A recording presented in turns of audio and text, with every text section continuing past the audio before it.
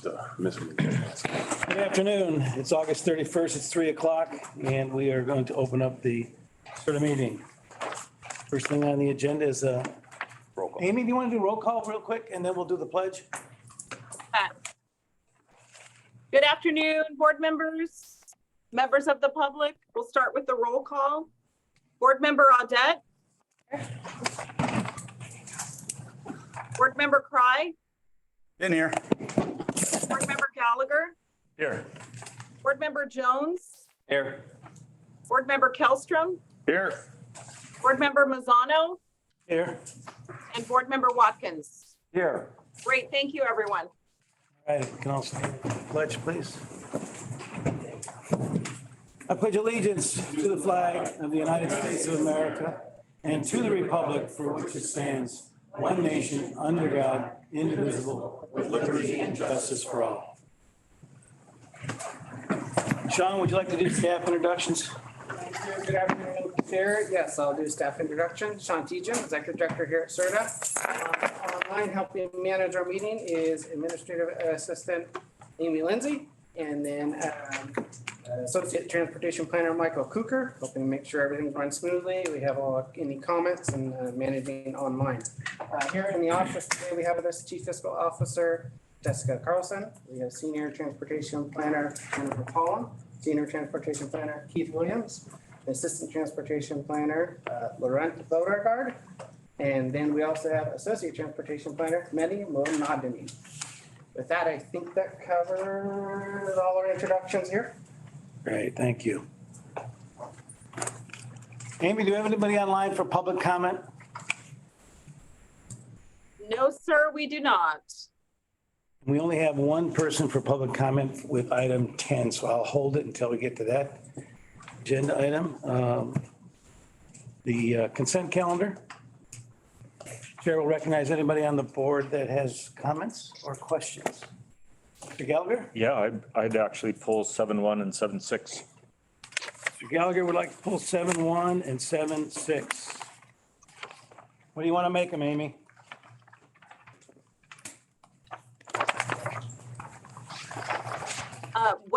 I'm sorry, excuse me? Board member Gallagher wants to pull 7.1 and 7.6 Okay, from the consent calendar. okay. So you want to renumber them? No. No, we will do that as part of the minutes action, so we could get Okay. motion. I'll make a motion to approve the rest of the consent. I'll second that. Amy, we have a first and a second. All in favor? All right. Opposed? None. Motion carries, Amy. That was Kellstrom and Watkins. Councilman Watkins. Thank you for the repeat. Thank you. Okay, remaining consent calendar requires a motion for approval and a second. Do I have a motion? No, Did we want to discuss? no, he's pulled the two. You need, Just that we voted to pull the two, is that That's correct? all we voted on, to pull the two. oh, And then we'll discuss them with the regular calendar. is that your motion or did you? My motion was to approve the rest of the consent calendar. Yeah, and I minus. seconded Right. the rest of the consent calendar minus those two. Okay, So now we're on those two. all Now right. you're on the two. Okay. Let's start with 7.1, I'm sorry. Mr. Gallagher. Thank you, Chair. Just quick clarification. First, I'd like to thank Amy for her notes. They're very clear and robust notes in the minutes, and I'm very grateful for that. So thanks, Amy. The second thing is on 7.8, item 7.8 in the minutes. I was concerned with the reverse trips that was happening, and did we have a chance to discuss and evaluate this strategy with the operating staff? There was a request for that, and did that happen? Yeah, I'll let Jennifer Paulin come up and talk about coordination with DHCO on that. Thank you. Our operator for the Shasta Connect service is Dignity Health Connected Living, and they, during COVID, started doing reverse transit trips. This is what Board Member Gallagher was referencing. They have terminated operating those trips. Okay. A reverse transit trip would be where they might go pick up the prescriptions and take them to the rider instead of the rider having to get on transit to go get it. And that has, they've stopped doing that. All right, thank you so much. Motion each one, or do you want to do that? The Okay, best, then I'll- so we get a motion on it. I'd make a motion to accept the minutes from our August 31 meeting. I'll second. Amy Gallagher has the motion and Chris Kelsum seconds. All in favor? Aye. Opposed? None. Motion carries. That was an aye. Gallagher, you're on again. Okay, so then, this is the comprehensive budget report for the fiscal year 22-23, and we talked about it a little bit in the, fiscal and policy. If you look, my only suggestion here is that the actual figures are unaudited and can be subject to future adjustments. Did the audit come through is it a fully audited Not 22, 23. 22-23? So my recommendation is we would move this out until it's a fully audited a budget report. I think it's important that they're fully audited before we approve them. So historically, the budget to actual report, which this is, has always been unaudited figures, and then you approve the financial statements at a different time when those are audited by our independent auditors. So that would be your and final absolute actual figures at that time. Why do they call it an audit? What's that? Then why do they call it an audit?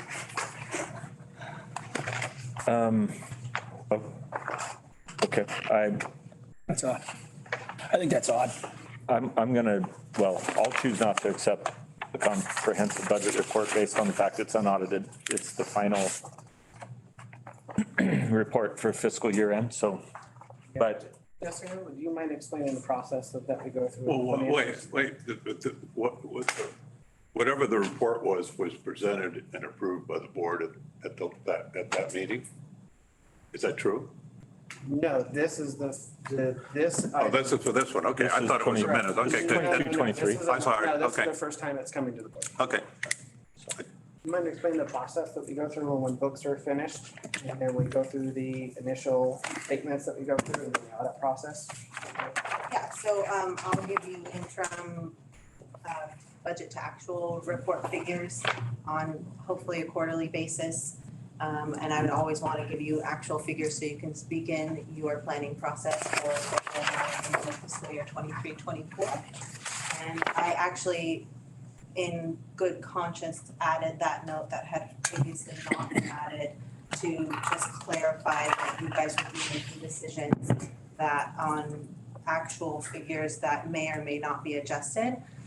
Typically, our adjustments from the auditors are immaterial or non-consequential. So I was merely clarifying that it might be, you might look and see a few dollars off, depending on how the financial statements are. So if the reason I'm recommending approval for this report, again, historically, that's just how SRTA has completed it in the past and gotten board approval. Because you will be fully involved in the financial statements auditing process. So I will now create my financial statements based on all of the data input that I've had, which are these figures, and make sure everything's in the right place. And then the independent auditors will go through and concur with that there are no material mistakes that would affect your decision-making. So to approve this report isn't necessarily approving the accuracy of the report. It's more receiving the report that the year end has finished, and I will not be providing any more budget to actual reports on this fiscal year. okay, so, but normally, under normal circumstances, does this not come to us at this time as an audited year-end report? It has never, no. May I add something? It actually, you get it quarterly. So usually there's a quarter 1, 2, 3, and this is your year end. And Right, it hasn't been audited yet. exactly why I pulled it, so, okay. Chairman Son, I move approval of 7.6. We have a motion to approve 7.6. There a second? I'll second. We have a first and a second. That's Mr. Watkins and Ms. Audette. Amy, all in favor? Aye. Opposed? No. I don't, I'm opposed. Board Member Gallagher opposes. Okay, let's approve the rest of the consent calendar. We already done that. We got work done. See, we do it differently at the city. We renumber them and put them in the. Okay, now everybody's perfect. It is a little confusing at the city too. Gallagher. Isn't it your anniversary? It is. We're gonna get out of here on time, folks. Mike has promised us that. Let's move on to item 8. 22 years, mister. Congrats on that one. Thank you. Sean, you're up. All right, I'll try to make this real brief here, just a couple of quick things. One, so the board is aware, if a few months ago, we had submitted applications for 2 competitive SB1 planning grant awards. One was for ongoing, for a 3rd round of regional active transportation support to support the local cities and county on active transportation projects. We got word this morning on that grant. Unfortunately, it was not awarded to us. 700,000 request. So this is be pertinent to a future item that we will be discussing here in a little while. However, our Shasta Planning Dashboard grant for roughly 498,000, which is focused on acquiring regional data, doing updates to a travel demand model to support our regional transportation planning process, as well as creating a regional public dashboard related to transportation metrics, including performance for projects that are implemented as part of our regional planning and programming process, as well as local projects, was awarded. So we're happy we at least got one of those grants to be able to move forward. And we look forward to being able to do on that. We'll be coming with any revised items in the future as part of overall work program amendment if needed. Lastly, since our last meeting, the state was still going over their budget for fiscal year 23-24. Compared to last year, we saw an increase of 1.4 billion in the governor's budget for transportation funding. Last year was 19.6 billion. This year it's 21 billion is what we will see. Overall, when we look at the different programs that we all rely on for streets and roads, bridges, and a variety of other projects that across the board, ITS, public transit, et cetera. Those all have similar funding from what we saw from last year. The biggest change in the transportation side was a proposed negotiation between the governor and the state legislature related to dealing with what was being called the transit fiscal cliff, where transit agencies are dealing with still loss of funds, dealing with projects that they have going on for both capital and operations. There was a lot of back and forth that was taking place. What was ultimately agreed upon by the governor and the legislature was a 4-year, $5 billion plan approved as part of the budget. Part of that will follow in this next fiscal year to address the state's transit fiscal cliff. What that did is it created a $4 billion transit intercity rail capital program. And that is now formula based by population. So instead of us having to compete for funds, we actually will get money to the region by formula under that program. We currently estimate that probably will be worth $18 million over the next 4 years. Additionally, and I think the state was then looking at the innovative transit plans and other efforts, and they created a $1 billion zero emission transit capital program. Based upon what we see right now, we estimate the region may receive roughly $2 million from it over the next 4 years. Of course, the way the state likes to do it, they added additional requirements on regional agencies to conduct financial and transit service quality analysis, working with the transit operators. We are waiting on guidelines that are due by the end of September 30th to then figure out what those requirements will be, how Caltrans and CalSTUB will handle that. And we will probably be coming to you with updates and action items in both October and December related to that. Because one of the things they have is they have a short-term financial plan that they request that RTPA submit by December 31st of this year. That concludes my director's report this time around. Questions? Okay, Sean, let's move on to number 9. Mr. Keegan. Number 9 is just if there's any SRTA board member reports in attendance. I don't think there are any, but we have this item just in case. Anybody on the board attend any meetings or? Okay.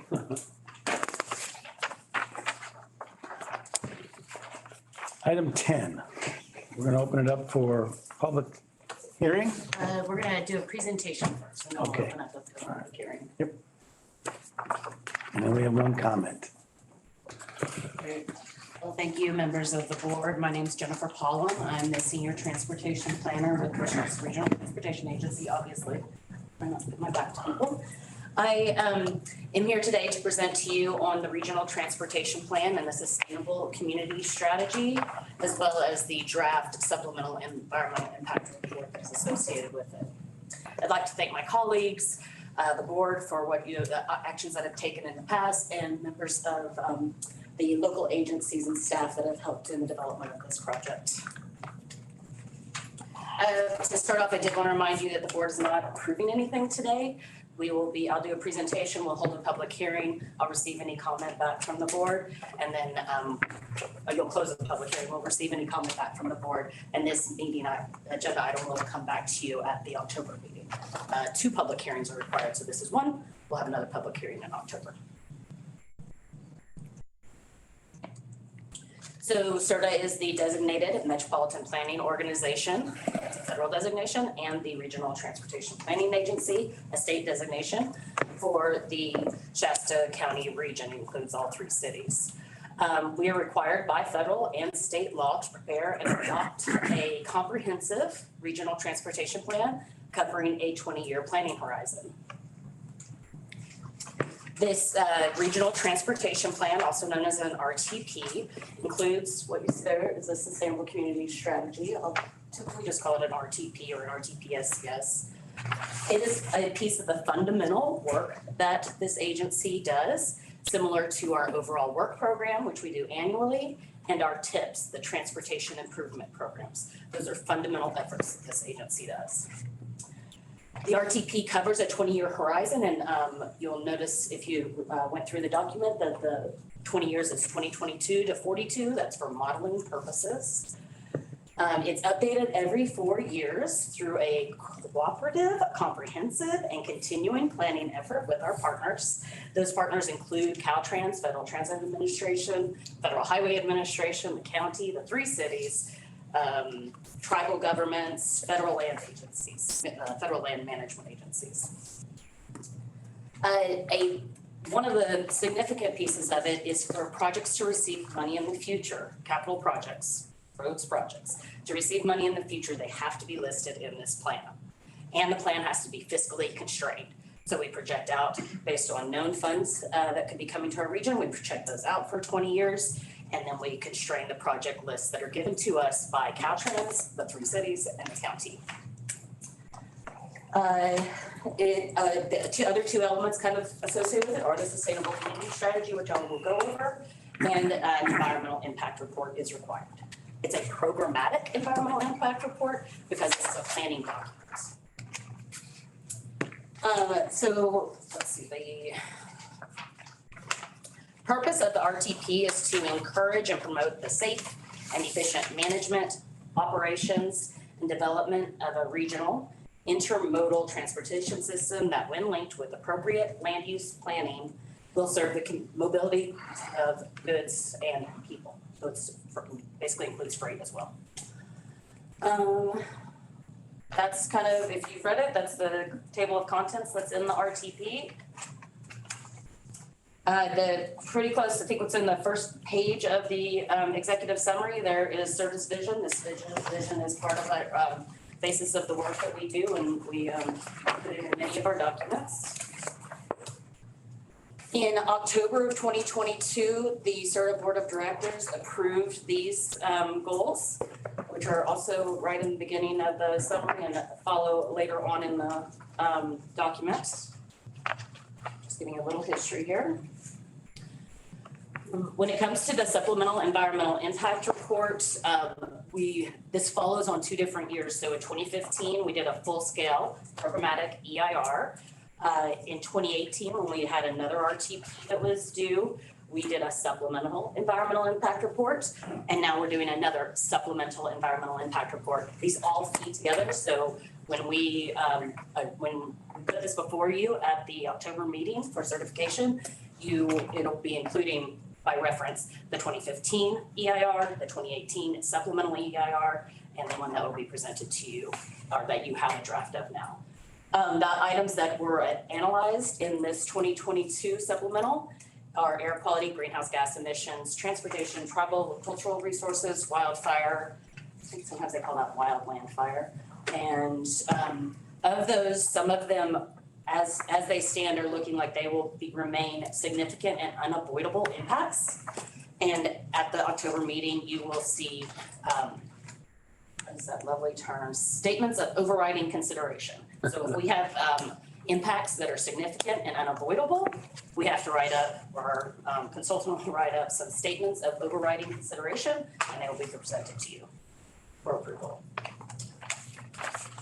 And then we'll go to the SCS. So the Sustainable Community Strategy came out of Senate Bill 375 and requires agencies such as ours in the urban areas, not the rural areas, to meet reductions in greenhouse gas emissions.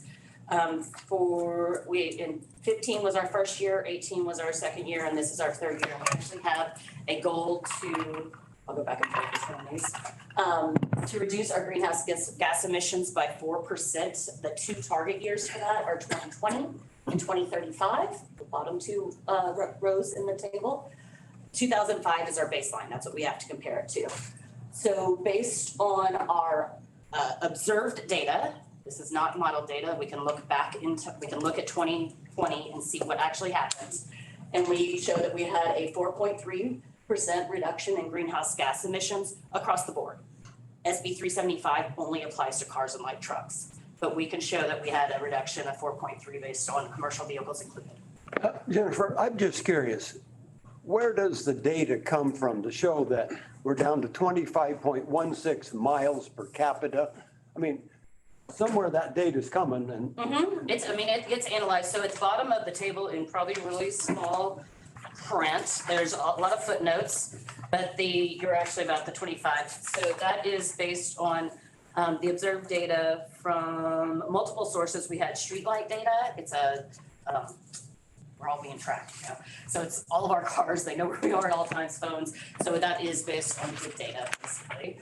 Also the HPMS, Highway Performance Management system. Thank you. And then some SB 150 data. So we had multiple data sources to go from there, and my colleague Mehdi was able to pull that information in. So to some of that is attributed to the COVID lockdowns then? Of course, that's 2020, so we're. Correct. Yeah, that would be taken into consideration. Yeah. It's correct that your 2035 number is a projected number based upon the travel model. The results of the travel model, which takes in existing data, it takes in information about local land use development projects, it takes in information about transportation infrastructure projects that are planned or when those are anticipated to be complete, and the anticipated population and where people live. That model then runs the numbers over a number of times, over hours and hours, and then provides that data to us. So it's the 2035 data is the output from the model. And so the 2035 data is looking that people will be working from home, online type of analysis? That information is taken into consideration, but that we actually did not model that because we didn't see a strong result from that. So as John was just describing, again, let me just say 2020 is based on observed data, real data. 2035 is based on modeled, because we're not there yet. We haven't had it. And 2005 was observed then too, huh? Yes. Even though you had less technology then with cell phones and stuff to track. Correct. Yes. Okay. We have other methods. What do you see happening in 2023 and 24? I mean, that's the pandemic, 22. Oh, 19 to about 21, I think we came out of the pandemic. I'm talking to you now just about what I read online, is a lot of places are going back to work. Just from reading news articles. So in that regard, we are seeing, wide adoption of electric vehicles, which our modeling takes into account, more incentives for that. Let me go back to this so you can see kind of what went into our modeling. So the strategies are over on the left and the description is on the right. We have growth in our strategic growth areas, which are, I have a map of it, but it's also in the report. kind of the central core areas of the cities and a few in the county as well. So instead of allowing the model to just put our expected population into the land use that our partner agencies have given to us, we do encourage the model to push more of it into the strategic growth areas. That's part of our sustainable energy strategy. We model it also without doing that.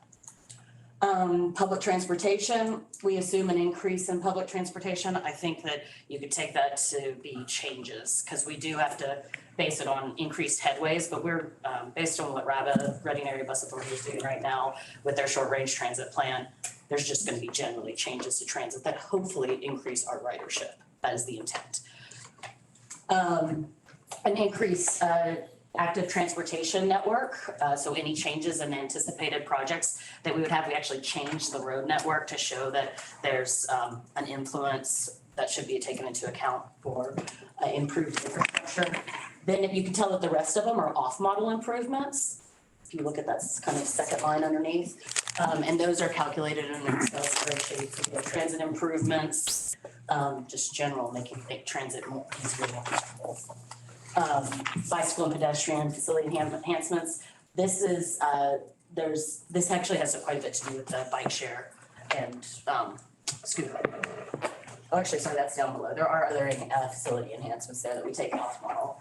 The EV charging infrastructure, an increase in that, and the car share. We do have that in there, as I mentioned. So these are the strategies that we have put into the model or found ways based on accepted methodologies to show that we have a reduction we could have a reduction in greenhouse gases if we followed some of this. So by 2035, we're modeling and showing that we could have a reduction based on our strategies of 13.42% in greenhouse gas emissions per capita. The schedule, kind of go up if you can, not focus on today's date. We are right now in the public comment period for these documents. It's 2 documents, the draft SEIR, Supplemental EIR, and then the combined draft Regional Transportation Plan and Sustainable Community Strategy. They do have different timeframes that they need to be out, 45 and 55 days respectively. After the 45-day period for the EIR, on October 2nd, all comments that have been received will be processed and addressed by our consultant, and we will develop the final to be presented to the board for your approval. The 55-day comment period ends on October 11th. Same thing, we will incorporate any comments that we receive, especially we would like the local jurisdictions to get back with us with any projects that they see coming. So we need to make certain it's listed in the plan. And then we're going to have 2 public hearings today, right after this, I speaking, and on October 26th. At October 26th, we'll be asking you to adopt the RTPSCS and certify the SEIR. This is my contact information for anybody that would like to provide comments on it. And I would like to just remind you that we're having a public hearing, and then, but there's nothing to approve today. Thank you, Jennifer. Okay, so I will open the public hearing. And I will take comment. We want to start with John? Good afternoon. My name is John Hoflick from Reading. I think I've spoken to quite a few of you people. My comment, I've been following this for about 5 years, this latest RTP, Regional Transportation Plan. And what I've noticed is originally the Shasta Regional Transportation Planning Agency on their website, this is not from me, this is from you folks, put on that website what was called the Regional Rail Goals. And that has not been done. The Regional Transportation Plan stated that this should have been done years ago. It hasn't been done. That's on your website. You were to apply for grant money, and I guess to hire a consultant, I'm assuming that. And then my other comment is the Butte County Association of Governments, called BCAG.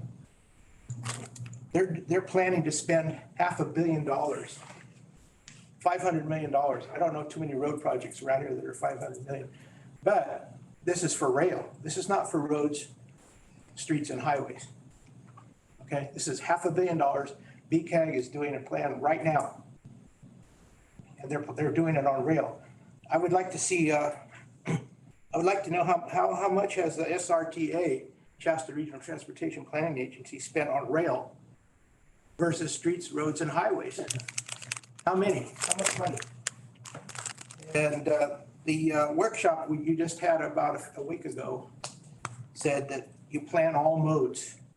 You don't discriminate.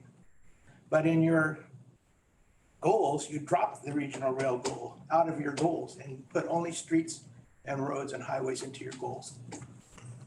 And so for somehow that just happened, I don't know.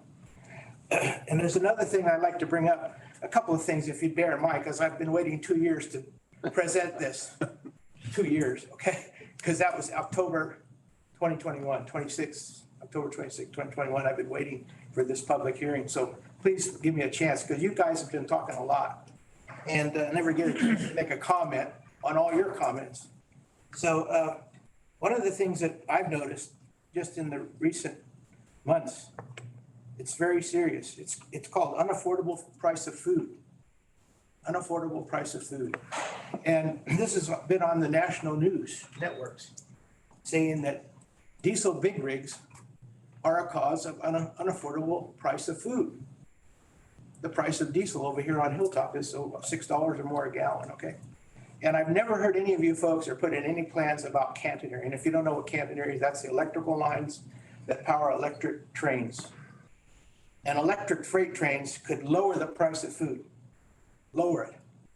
When you're talking only a few cents per kilowatt hour as opposed to $6 a gallon for diesel. And that's my comment on that one. I just want to say that I've heard a lot of talk about hydrogen and batteries, and I'd love to comment every time one of you people made a comment about that. But in my research over many years about batteries and hydrogen, they're just not economically viable. Get away from hydrogen and get away from batteries. Hydrogen costs $25 per kilogram by the California Fuel Cell Partnership in Sacramento. And there's companies in Sacramento that sell hydrogen, and ask them the price. And when you find out what your vehicles are, what their capacity is, and you plug that $25 into it, not $46,000 to fill up a hydrogen train or $3,000 to fill up a big rig, doesn't work. And there's no battery big rigs that are going to be 500 miles of charge. So forget it. And that one meeting you had where you stated somebody, I think it was Mr. Gallagher, stated that you were talking about hydrogen powered garbage trucks. I cannot afford as a senior on a fixed income to pay $25. I can't imagine how my utility bill is going to go up with hydrogen powered garbage trucks. So with that, what I wish you would consider, don't accept this plan until the regional rail goals is included. And that should be done because you're discriminating. And here is Big Hag showing you up. Here's Tehama County showing you up with all these other plans, and you're not doing them. You're not spending the money like they're doing. Spend a $500 million on rail.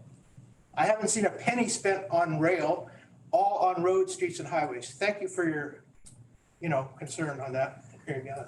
Thank you, John. Anyone else?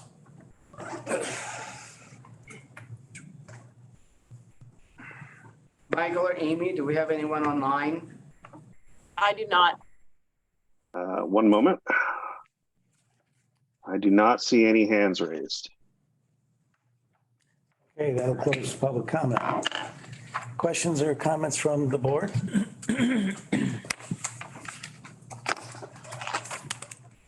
It's informational only. We will not be voting on anything. But it's a good time to discuss it. Mr. Watkins? Well, I was just going to say, we have item 14 coming up where Sean has written to the state about hydrogen and how it's available. So we'll be discussing that again on 14. Just thank you for coming in person. It's a lot better to see you here than on the screen. Mr. Gallagher? Yeah, sorry, I'm a little scratchy. I obviously have it's not new information to know that I'm a little concerned with the motivation here, not by SRTA people, not by that, but the larger agenda at work here. I'm trying to be nice. You know, I think we need to wrap our heads around the fact that they're trying to tell us how we're going to organize our cities and where we're going to build our houses and how we're going to go to the grocery store and back and you know, and they're basing it on greenhouse gas emissions. I mean, when we drove cars that got 8 miles a gallon, nobody was dying. And for the first 15 years in that report,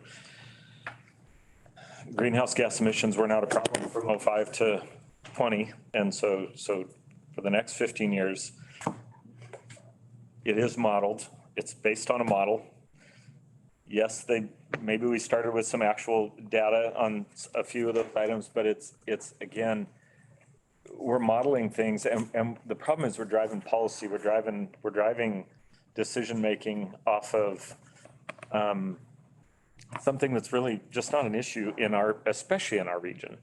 I mean, yes, we had a fire, so we're all scratchy throated because the Forest Service didn't take care of their property. No, but that's not a reason to do all this. My opinion, speaking for Mike Gallagher, in the city of Anderson, I am representing them. And I would tell you that I believe most people in Anderson would agree with me that, you know, we don't need to be told by people that, yeah, they might have got an education somewhere, but there's no it's not practical. It's not doable. This is not the biggest issue we have. And yet we're spending hundreds of thousands of dollars creating these reports, doing all the work so that we can grapple for a few more grant dollars, if I understand it right. So I appreciate the hard work on the report. I really do. I mean, there's a lot of work that goes into one of these. So that part, 100% support and I'm thankful for the hard work. The problem is, for me personally, I think it's people that are controlling the funds are causing us to do things that are not really effective in a rural area. You know, it's just not. We're in a rural area. Everybody drives. Nobody's riding their bikes. It's just not happening. So anyways, that's my lament. It's a big report. We'll continue to read through it. I think it's based on a lie. I'll say it that way. Polite way to say it. Thank you, Mark. I was trying. I was really trying. I enjoy the time with you, Michael. All right, any other comment before we move on? Well, I mean, I guess I would agree to a certain extent. I mean, I realize we have to satisfy state and federal laws. But at the same time, you know, on table 2, you know, the assumptions that increased public transportation, while the statistics are showing that isn't the case. And, you know, improving bus stops has not increased public transportation. Bicycle, car share, scooters, those haven't worked. Electric cars, I would say that has increased. So a lot of the strategies to satisfy the state, we're essentially saying we agree to those, but it really doesn't fit. Most of that doesn't fit Shasta County. So I would agree with Mr. Gallagher on a few of those points. Yeah, you guys make both some good points and stuff. I think the keep in context too that the regional transportation plan also is primarily a federal requirement originally. And the main reason for that was to be able to receive transportation dollars to the region. That was the main focus. Yes, a bunch of things changed in 07, 08 when then the state added additional other things. Yes, that's the case. And from both the state and federal perspective, the regional transportation plan has evolved and where we've had to include additional things in it as part of the process. But the key thing there is that if we want any transportation dollars coming and our projects funded at a local and a regional level, this RTP, you need to be able to address all the different items at the federal and state level. on there. In terms of the strategies, yes, there are a number of things we're trying to address to make it a compliant document to meet the different requirements that come up. We'd agree that even the data that we looked at when we looked at off-model stuff on strategies have a very low impact based upon the accepted science that is available today that we can use. And given that we are in a much more rural region, a lot of those studies and stuff are based upon urban areas, and so they have different metrics. And the best that we can do at times is say, well, the lowest denominational factor in those studies is the best we can come up with. And we do represent half of 1% of the population. On that side, though, we do have needs to make sure that we address safety, that we address improving our transportation system, that we collectively within the region are looking ways to address having complete streets, that our transportation system handles all modes for all individuals in our community that are there. That includes kids, includes seniors, includes our veterans, includes those with disabilities, includes our tribal partners. So we're really trying to address all of the different needs at a regional level with input from our local jurisdictions on all of these elements. So I just provided this context to keep in mind as they work on this. And yes, more and more things keep getting added. And I have concerns about additional things across the state over years that may get added. And we'll continue to work within our partners as well to make a case about why this stuff is not helpful for our region. But we will do our best to make sure we get these plans so we can get our transportation dollars in. I would think that, I think everybody in here would agree that some of the stuff that's coming out of Sacramento, some of the stuff coming down from the federal government doesn't fit our rural area. Some? That much? Yeah. Come on, Kevin, you know what I'm talking about. It doesn't work. I think we can all agree on that, right? But I do believe that we have to cross the Ts and dot the Is with the requirements that they put upon us. And then in the end, we'll have to show them that, hey, we did what you told us to do, and it just doesn't work. It doesn't work up here. We're further north of here, and in 20-degree below weather, electric buses aren't going to work.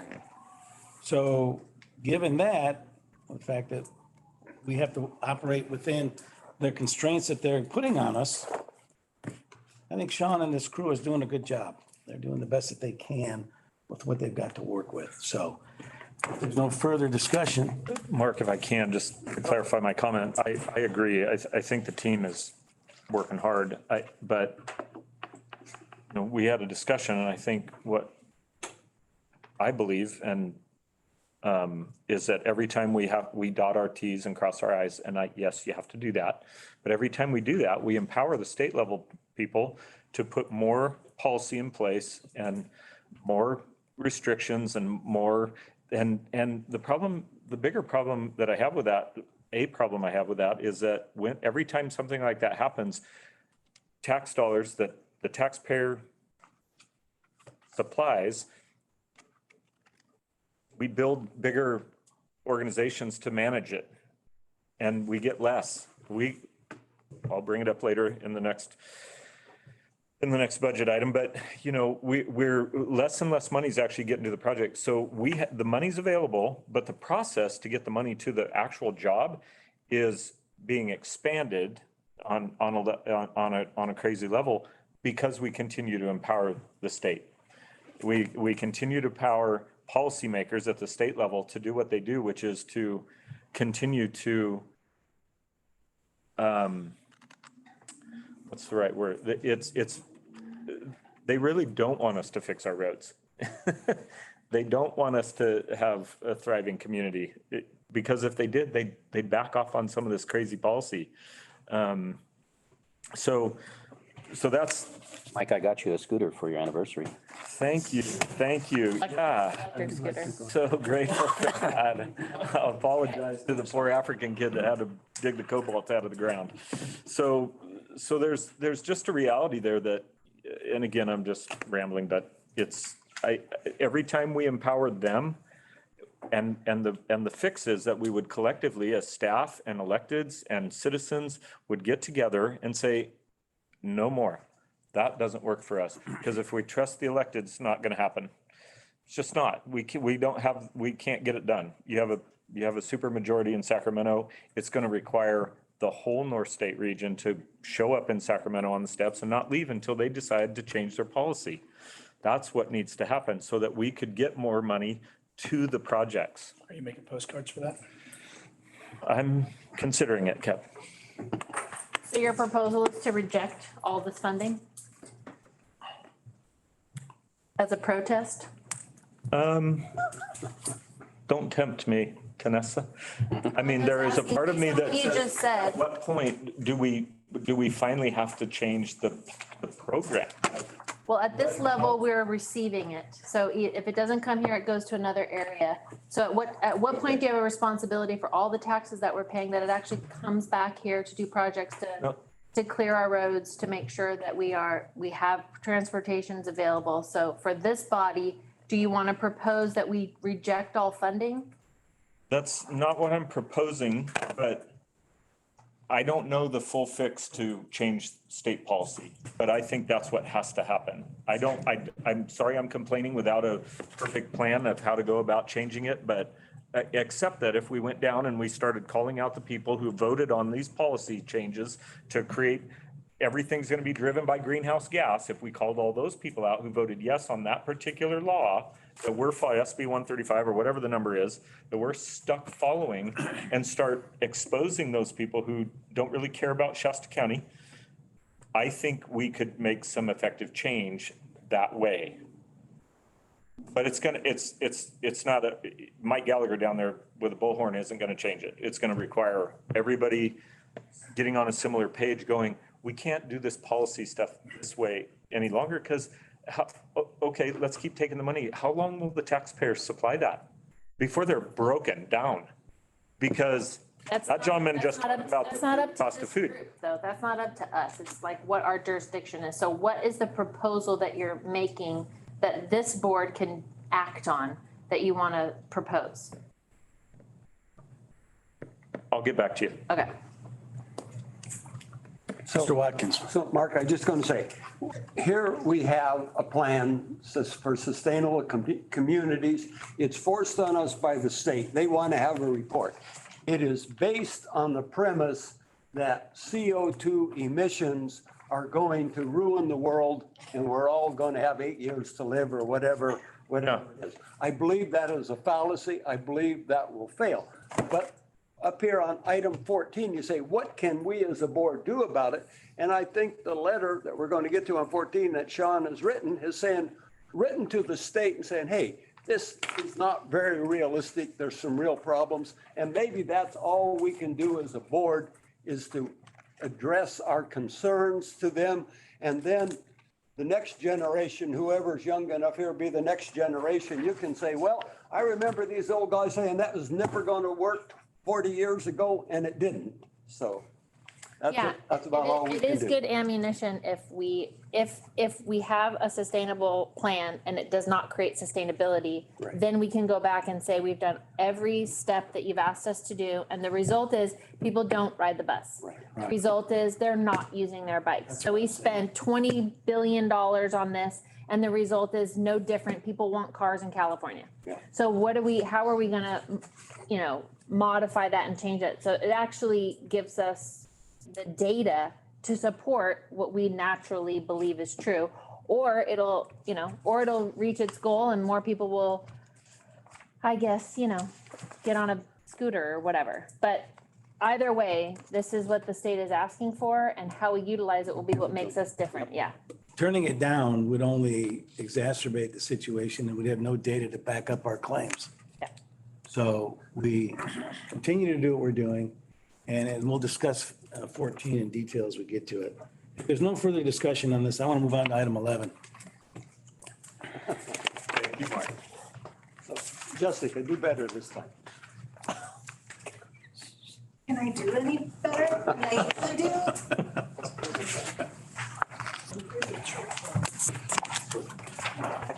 Oh, you got another?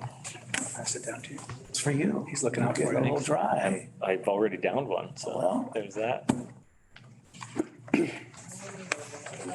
Two's coming up. On item number one. I'm sorry. I got a pin of Zoom on the top and I can't. I'll see them on. Just kidding. You want my Not paper us. copy? I might need your glasses. Okay, item 11, I am presenting, again, same format as other interim budget reports. This obviously has no actuals because we haven't finished out quarter one of 23-24. So this is our initial budget based on grants that we anticipate, grants that we've gotten awards for, expenditures that we have planned in the overall work program, et cetera. So it's a pretty straightforward, this is what we know as of the report date of what will we anticipate coming in and we propose would go out. I think important notes is I've put the column on the far right is your increase from the budget that we just approved in 7.6.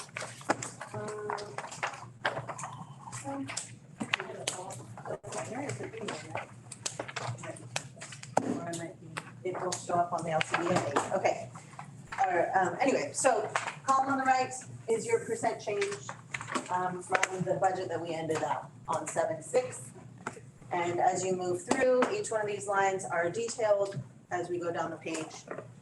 We are proposing a budget of almost 25.5 million in revenue. So grant funds we want to bring into the region, 20.7 million in expenditures we want to put out of the region, or I would say invest in the region, if you will.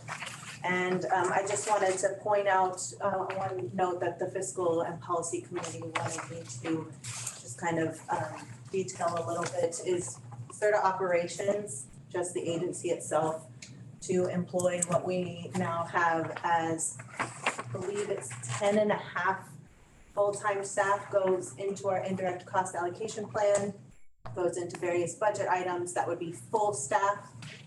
So at full staff capacity and keeping the lights on and paying our utilities, the agency runs a projected 3.3 million in expenditures. That includes all of our planning activities, salaries, and indirect costs. However, what I think is important, is again, back at 7.6, that final page of the budget shows that at a staff that we have now of 8 people, that budget ended up at only 1.9 million. So, excuse me, I'm so sorry, John. So the budget was 3.4 million, which is about 5% above what I'm proposing right now for this current fiscal year, 23-24. And we ended up with final expenditures at 1.9 unaudited.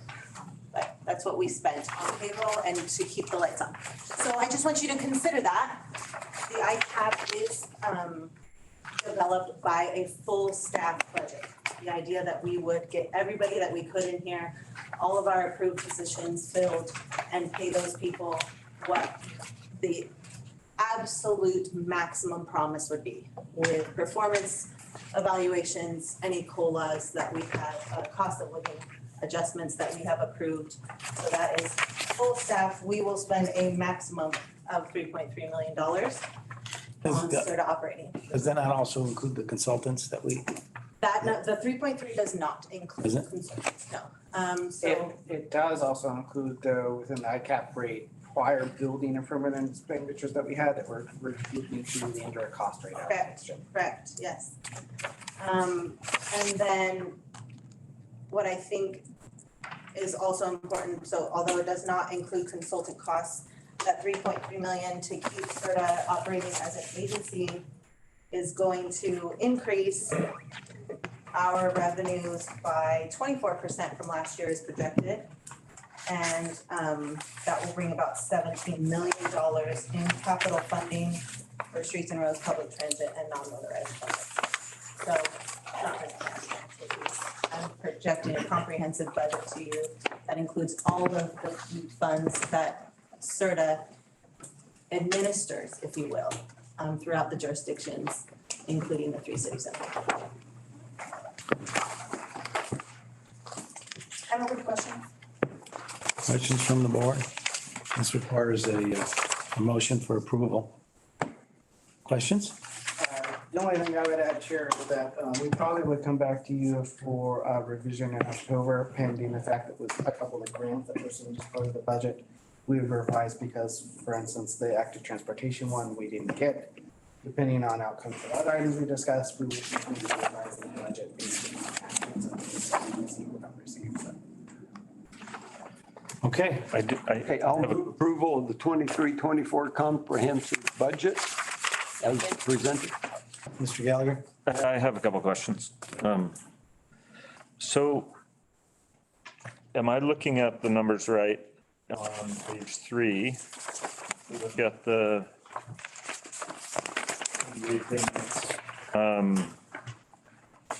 City of Anderson, City of Reading, City of Shasta Lake, County of Shasta Streets and Roads from 22-23 budget year end to proposed 23-24 budget. There's cuts in all of those items. There is, yes, the transit operating cost to the Reading Area Bus Authority, which is the first priority in the TDA budget, had to increase their operating ask for TDA funds because their one-time grant funds that had been covering them through COVID are no longer around. So they had a larger ask this year and they go first in priority on the TDA. So when we write a report, and I'm sorry that Jessica, I hope we're still friends. But when we write a staff report that says I'm going to send $17 million out there and the first item is going to be streets and roads, and then that happens, I'm not okay with that. Personally, I'm a bit offended that we would talk about streets and roads first on the 17 million, but then we would see a fair cut on the actual budget. So I'm just saying there's a reality that streets and roads come last. They always do come last. They're last in the list of 5 things. And yet we put it first on this list. So on that, so what you see though in terms of the items for streets and roads in this current budget, that is consistent with prior years. We discussed this item when we approved the transit process and the TDA budget.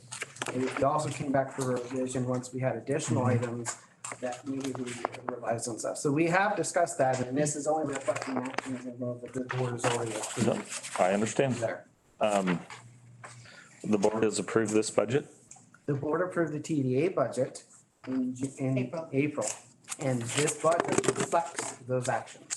Okay. So those items that you just mentioned are reflective of what was approved as part of the TDA budget in April. Yes. Can I help you? Okay. Page 2, Dr. Gallagher, is the revenue detail, which is the part of that 17 million I'm referring to in that first paragraph.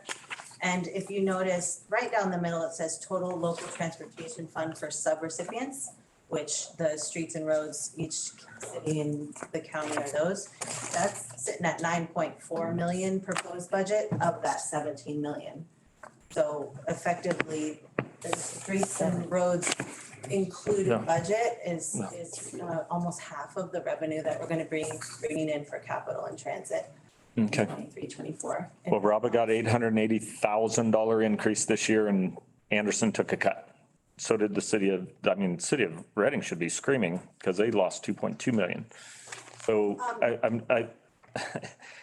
I'm just saying it's a philosophical problem for me. And that's, I just wanted to, I understand what you're saying, Sean, that was approved earlier, but I'm just saying. but there's a reality to this budget. I'm saying there is right, and what Jessica is saying is that there's a cut, yes, when you would compare this budget to last year's budget. Again, that was due to one-time COVID federal funds that were provided. If we were to compare this amount to pre-COVID, before one-time funds these numbers are right in line with the averages that the regionals and the local agencies have received once we've received RABA's budget. Mike, remember that graph that we saw, how we had to true up? It was like pretty average, and then all of a sudden there's a big spike. Right. That's this. That's this. And, in encouragement, Director, TDA budget, of course, as you mentioned, streets and roads is one of those other eligible means. Probably not where you want to highlight if Anderson is looking for streets and roads. If you look at the regional surface transportation program, which is not included in the $17 million budget, there is a $500,000 increase almost from last year. So those are approved projects that city of Anderson is in. I'm sorry, I thought he was trying to participate in. Okay. And like general street maintenance, citywide grinder, I believe, Anderson, the citywide grinder is partially funded by the RSTP program. You can see a list of those projects on page 3, towards the bottom. Right. Anderson's proposed projects, again, pavement repair, yes, but you still get a little bit out of that as well. Sure. Thank you. You're welcome. Okay, if there's no further discussion, we have a motion to approve from Mr. Watkins. Do I have a second? Give a second. Sorry? I'll give you. I'll second. Amy, are you there? Yep, I'm here. Okay, we have Watkins and Audette. All in favor? Aye. Opposed? Motion carries. Thank you. Thank you, Justin. Okay, let's talk about that letter. It's item 14. Actually, we're going to item 12. My bad. I know, it's come off because we skipped number 13. He does that to me. All right, item number 12 is to receive an update on sort of property maintenance projects and authorize the executive director to work for soliciting bids. So a couple items that have come up that we have recently with related ongoing maintenance of building and the property. One, as Ellen and staff report, in June of 2022, we were notified of water leak downstairs in Suite 100, determined it was a leaking HVAC line that was causing a freezing problem. We're able to get a contract out here to review it, got it fixed, and got that was resolved. However, in October then, a similar event happened, except this time with what they looked at, the spots wherever it's leaking is not in a spot that can be apparently sealed. And so there's a very slow minor leak. However, we're currently able to maintain it and manage the system until we can move forward with a replacement project. We had asked our on-call architecture engineering services consultant, Nicholas Rossetto, come out to talk with the contractors to look at the space down below, and it's to try to identify a number of items. Essentially what we have is, as part of building improvement projects, when we purchased the building, we have 2 remaining HVAC units that are original that are downstairs that need replacement. Because we have one that is leaking and definitely needs to be replaced, we might as well bite the bullet, grab the next one as well, replace it now, and have that done all at one time. It's more cost efficient for us because any of these projects, we will have to deal with prevailing wage laws and those items as well. There is a bit of discussion still ongoing about whether or not we can replace those units in place. Contractors are back and forth on that because the maintenance issue concern, the units today are a little bit bigger, even though they are still replaced at 510 unit. So we're working with the architect and will then be discussing options with the the tenants downstairs. If they can't do them in place, then we may have to come up with an alternative option, which might be the lowest cost option, is to have essentially a closet built downstairs. That would take up some space. We probably might have to negotiate something else with the tenant downstairs, but essentially that would allow those 2 units that are split to be more easily managed, require some ductwork and everything else that takes place. That, of course, is going to impact them, and we'd have to figure that out. The architect has at least given us estimates for those 2 projects. If it's in place, if we could pull that off, it'd be roughly, their estimate, $94,000 with all plans, specifications, prevailing wage, labor, et cetera. If you have to do a closet, it's $172,000. A roof option was discussed, but doesn't seem feasible or cost effective because we have no other cavity space to go up to the roof of the building currently. We're adequately, if you move those units to go up through, that would require going through the 1st and 2nd floor, then through the roof, which we just recently replaced a couple of years ago. Doesn't seem a good option at this time based upon the other option that's available. But we're still in discussions, architect, to figure that out. The other item we have is parking lot. Last time our parking lot was resurfaced in June of 2016. Maintenance needed to repaint those lines and also to fill in surface cracks. Estimated cost about that is about $10,000 to $20,000 there. In terms of how we would go about funding the project, one is that we will get reimbursed for the repairs over the period for depreciation. Our capped our indirect cost allocation plan. And then we immediately pay for those repairs with local transportation fund allocations sort of already has the carryover unused, and or the SRTA's Transportation Development Act Loan Fund, which we've used in the past for our big projects. We do have adequate funds there. We have roughly $300,000 in LTF that we could utilize, that we could have, or we also have 840,000 in the TDA loan fund account. The action today to the board is to request the ability for me to, once we identify the plans, solicit for bids to come back to the board for approval.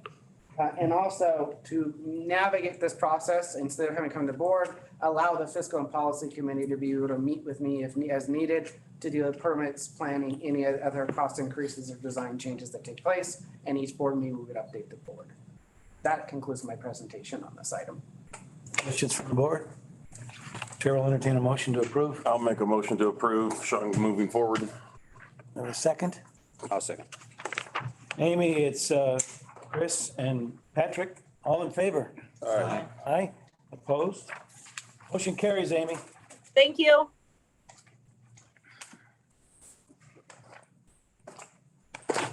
There is no 13. Sean does not like that number. Let's go to 14 now. Let's get to the letter, Mr. Watkins. Right, if you don't mind, Chair, I'll do a quick update because I want to include a legislative update for the board as part of this item since it's security rules. First of the legislative updates.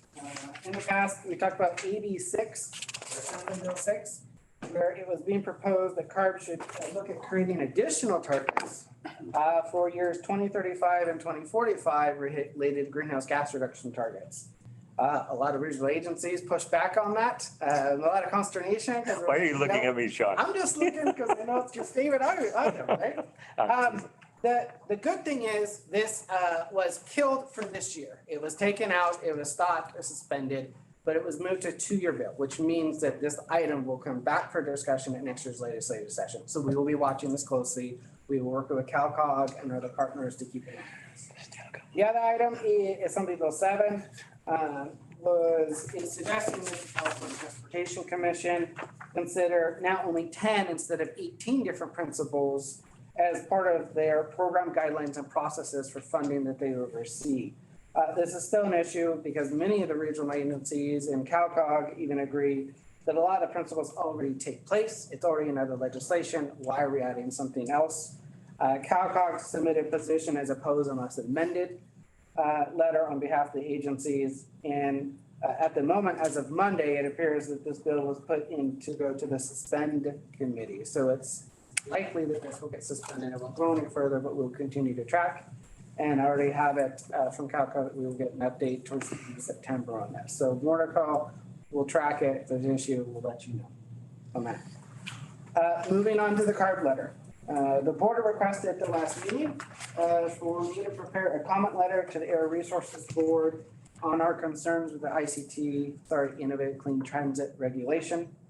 Staff prepared a letter highlighting key issues from the report, including concerns regarding increased costs and unpredictability of those costs, lack of availability and appropriate class categories, transit operation needs, both battery electric and fuel cell categories, concerns on infrastructure costs, and concerns regarding workforce training for current and future workers. With that, a draft was provided independently to the board members for review and comment. I did receive some, a few revisions in the attached letter here for your consideration, discussion, and possible sending to the Air Resources Board. With that, my presentation is concluded. Thank you, Sean. So everybody got the letter and he incorporated your comments.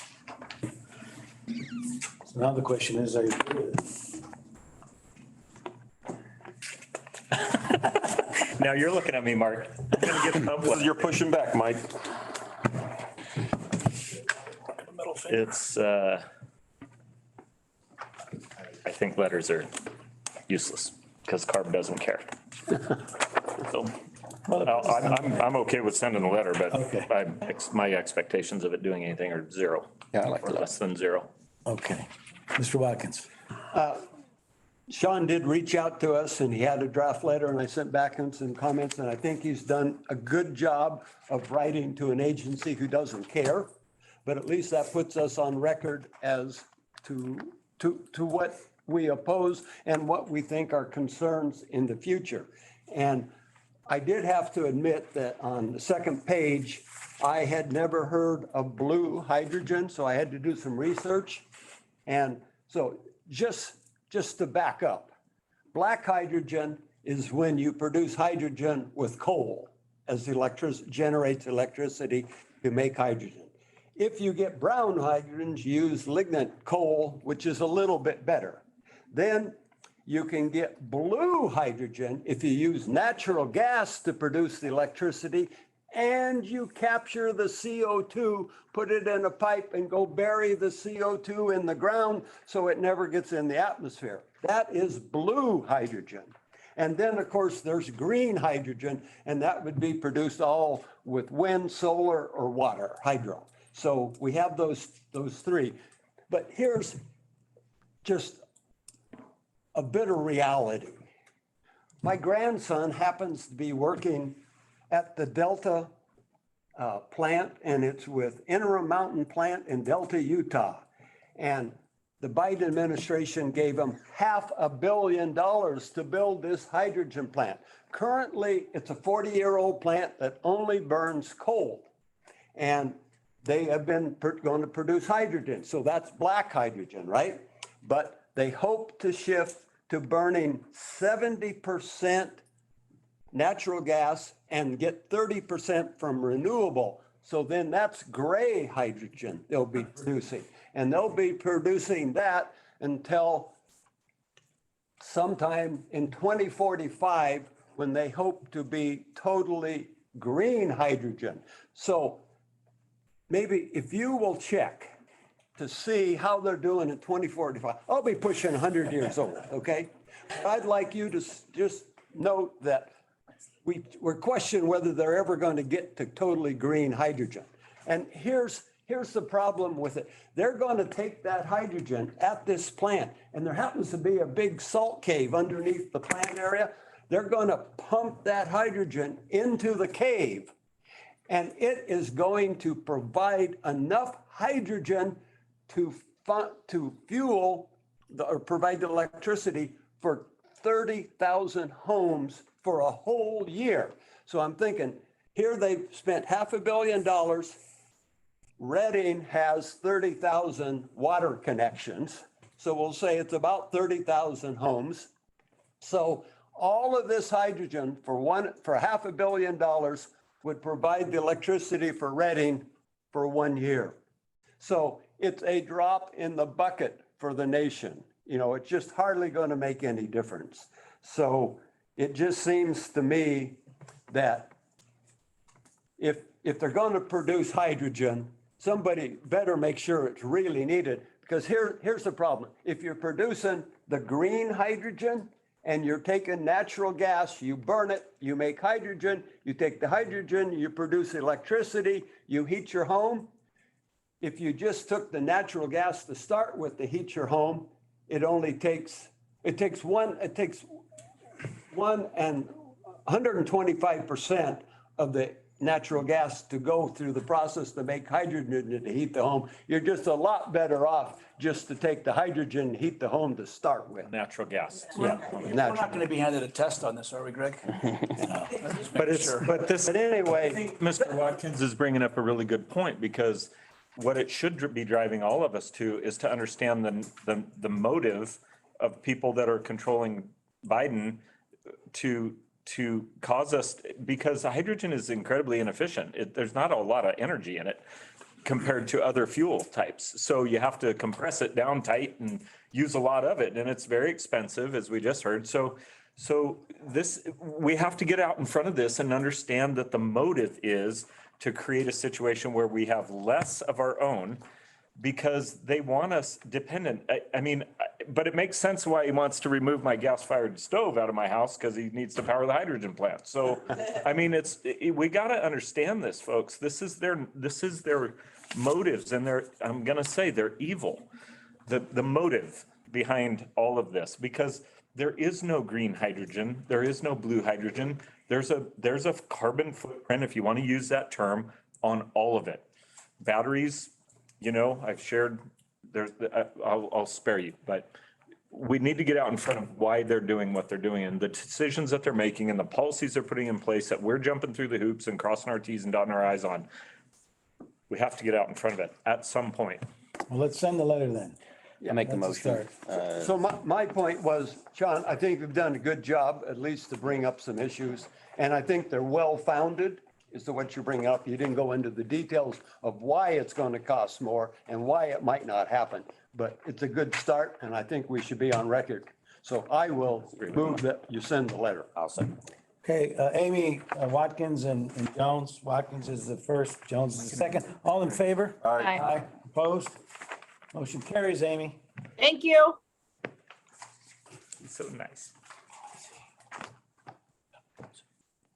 Mr. Williams and Mr. King. Thank you, Chair. Just as Keith comes up here for context and everything else, as mentioned, we have been dealing with, and that seems to be, has been common with a bunch of different programs, whether it's for planning or if it's for capital programs, delays in awards taking place, announcements, which affect project delivery schedules and everything. We had a number of delays related to the capital plan, either competitive planning grants. And because of that, and initially not knowing when, we wanted to try to be ready once we heard that supposedly we might actually finally get award notices today, which the state actually did. Unfortunately, not in our favor, but to be a little proactive, to provide you with an option because of talking with our partners about the projects that they are working on, what their regional approach was designed to do and everything, so that we had a possible alternative to continue to move forward if the board so chooses to do so. With that, I will hand it over to Keith to provide his presentation on this item. And I do also want to highlight that we have guests here from the tribe. We're honored to have them here, and they are interested also in this item as well. Okay. And,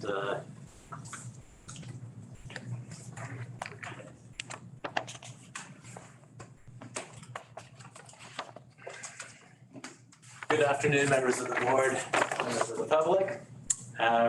As Sean has already mentioned, we just learned today that we did not receive a $700,000 SB1 competitive grant award from Caltrans to continue SRTA's regional active transportation assistance program, helping local partners prepare projects for the state's active transportation program, or ATP cycles 7 and 8. The award would have allowed SRTA to fund a consultant to assist partners with the preparation of 13 or more local projects for the ATP and other grant programs. SRTA staff and local partners in the region are interested in continuing the lucrative assistance program and request that the board of directors continue to fund a revised workload with $400,000 in regional planning funds for 5 to 7 projects, including a few of the largest projects proposed by local partners for ATP Cycle 7 and other grant programs with similar deadlines.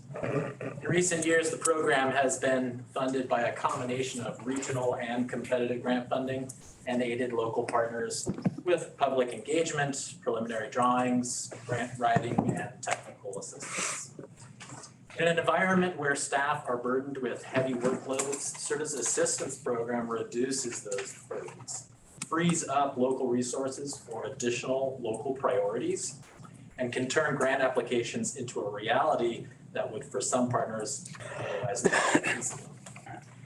The SRTA board has been supportive of this program because of the potential for a remarkable return on investment of regional funds that must be used for planning purposes anyway. Regional assistance for local partners in recent grant cycles has generated over $39 million, earning the Shasta region far more than its fair share of statewide competitive funds. These awards fund improvements that create comfortable connections to key community destinations and resources, expand the region's network, increase foot traffic to local businesses, and increase residents' access to employment opportunities, medical appointments, groceries, and more. The projects assisted by this program reduce opportunities for conflict, increasing safety for all modes of transportation, including motor vehicles. Also, as local partners continue to struggle to maintain the existing network of roadways due to funding limitations, this program often generates active transportation projects on that network, which can lead to the co-benefit of resurfacing sections also used by motor vehicles. If funded, the regional assistance program could potentially bring in as much as $72 million to the region for 3 corridor projects and 2 network projects. Again, since it is now known that competitive SB1 funds are not forthcoming, the staff recommendation is that the board of directors approve $400 in SRTA planning funds to hire a consultant to assist local partners with public engagement, preliminary designs, and grant writing to secure competitive funding for active transportation projects. I'm happy to answer any questions the board may have, but as mentioned, we have some guests here today who may wish to speak on this item. I'll gladly answer any questions before or after those comments, whatever the board needs. I think we'll take the comments before we. Well, I just had a quick question. What do you see was the reason why we didn't see any SB1 with this grant? Was the grant written well? Was it, was there not as much funding? I think it was a very well written grant.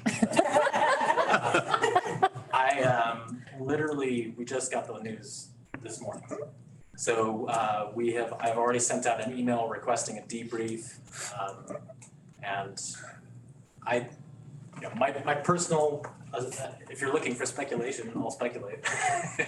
And that is that we put in 2 grant applications, and both for rather hefty amounts. So they probably went with one of them. We also do have some planning funds that I mentioned that we can use, and so that's what we're trying to do. Well, we have a anticipated debrief somewhere towards the middle into September, and so we'll be able to learn from Caltrans and on what exactly. I mean, the SB1 funds are pretty sizable. Right. Right, and we have been getting those in the past. Correct, yes, we have been those. And the differences were the ATP one was a specific set of funds, and then the other one we received was a technical set aside. That was a certain amount. So the other one is who knows how many other grants that we were competing against. Maybe because we've been successful 2 cycles in the past, we don't know. We'll find out at the debrief what actually resulted in why we weren't. When you find out, I'd like you to brief the board. Yep. I would like to add something if I may. We did submit a draft of the application to District 2 in a timely fashion and got some excellent feedback from District 2. And so, I just want to thank our regional partners at Caltrans for their efforts. So it wasn't our local partners doing it. It was come down from headquarters. So. Okay, hang around for questions, but Peter Beard? Yes, sir. Hi, I'm Keith here.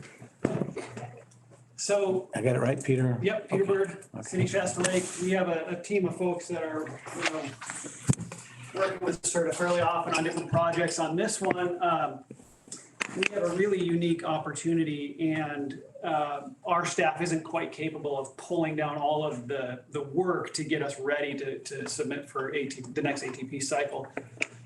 But due to our downtown project that's going and the ability to leverage those funds as match funding for ATP, we have the potential to actually create a looped system around our entire city, connecting everybody in with walkable, bikeable, different improvements.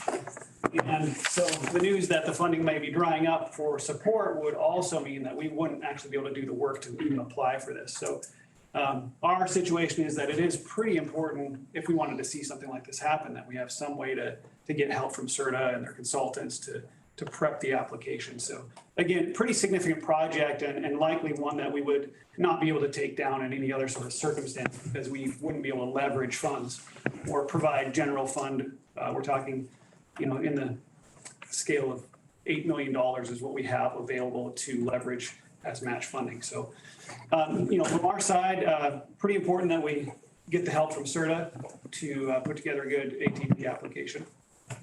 Okay, thank you. Yep. Sean? Yes. And Kenny? Yes, sir. Oh, thank you. Thank you, Chairman Misano, fellow board members. I'm here on behalf of Shasta County Department of Public Works. The help we've received from SRTA in the past has been instrumental in our ability to apply for and obtain grants for projects in our community. The collaboration we've had, the expertise they bring has been instrumental in our past success.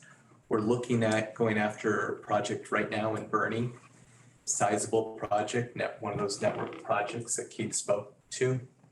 And the help that SRTA could bring would certainly improve our chances of getting these grants to leverage large amounts of money. Bring projects that we could not do on our own without the state's help. So I appreciate the opportunity to speak today. Thank you. Well, I know you're doing a lot of work up there. I've hit every pilot car program up there, right? That's Caltrans. County. County roads, and it's my fault. Okay. Zach. I'm Zach Bonin. I'm a transportation planner for the city of Reading.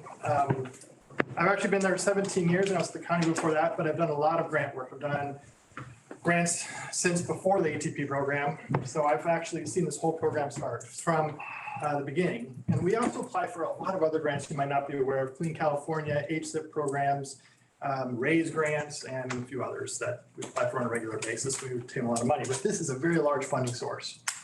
And so just to go back in history, just so you know what we've done, is year one of this, like we're in cycle 7, we're on cycle 7. Year 1, we got Placer. Year 2, we got Diesel Horse to downtown. And then we got Courts Hill, up the hill. We got all those roads rebuilt. Year 3, we got Bacheli, which is now just finished. It's a beautiful road. It's happy to have it done. And then West Side Road behind UPrep, we finished that up.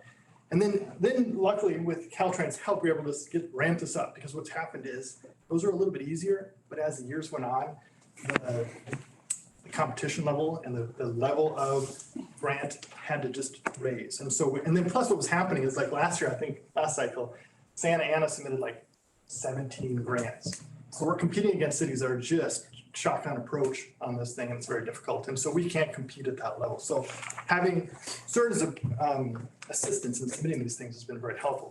When we first started doing this, we got 2 of them. We got Turtle Bay and the VCAT project, which is in design right now. I just saw the first round of design on that. VCAT is basically Victor Road from Hartnell all the way up to Cypress, and then some of the neighborhoods around there, completely redone, restructured from the ground up. The plans are in the works. We're seeing that right now. And then the Turtle Bay to downtown will then basically redo all the roads and trails and stuff in the convention center area, over the bridge, and redo all those trails. That's a 3.9 million. VCAT was 10 million. So, and then this most recent one, we just got awarded. We took that to city council recently for adoption. 8.8 for Butte Street Boogie and 9 million for what we call VIP. Sorry, I'll explain those real quick. Victor is from, now we've got Cypress north to Mistletoe. Rebuild that whole section of road. That's still in the works. We haven't even started design on that yet, but that'll be completely redone. Also, I forgot on the VCAT, we're also going to rebuild Cypress from the intersection all the way to Lowe's. Those roads, I mean, pretty much done from side to side. So that's a big portion of our city done with these projects. And so VIP, I told you about Butte Street Boogie. That's going to be an interesting one. That's going to basically connect to the bike depot, but redo all the roads up the hill, Butte Street, and do some trails, get all the way to Placer Market, Holiday Market area. So connect all those kind of neighborhoods, redo all those kind of internal roads. Very important program for us. Moving forward, we have some good plans, and we were planning on getting this grant so we could apply for a lot of projects. And so I had a big, robust list of projects that I was hoping that we would work on. So I'm going to have to rethink that a little bit, because we're going to have to bring that down to a level. If we get, I've just heard about that additional funding, which would be super supportive for us as we're trying to move forward and try to develop. I mean, we're looking at Loma Vista, looking at Hilltop, and then we're looking to, the biggest one is probably to finish off Victor. Now that we have those other grants, finish Victor north to Old Alturas. So if we can get that last bit of funding, then we'll finish the whole stretch of Victor. So just to finish off, one last thing that one thing my director always reminds me of, Keith mentioned a little bit, we have 800 lane miles. And if we were to keep all those lane miles without potholes and our pavement index at the red level, would be, he's like a $40 million deficit every year. So these millions of dollars that we're getting through these grants have helped bring that down. So that's a very important factor when we're thinking about those things when we're looking for these grants. So just think about that when we're looking forward for these grants. Thank you. Are these grants taking driving lanes out of any of these roads? I mean, because at Johnson Park, for instance, you got a grant there. You put bike lanes in Johnson Park that's covered in snow 6 months out of the year, and you took out 2 lanes and put in bike lanes. Right in front of Junction School in Palo Cedro, you took out lanes and put in bike lanes. You took out the right-hand turn coming off 44. Are these, when you say you have the money to redo the roads, are you redoing the roads like the end of Bocelli Lane where you're taking out car lanes to put in bike lanes? Absolutely, absolutely. Okay. And here's part of the reason, what I just mentioned, how many lane miles do we have? 840 miles. And those are very difficult to maintain. We don't have the budget to maintain all those lines the way they're sitting. So part of that is if they're underutilized and then. The end of Bocelli Lane is not underutilized.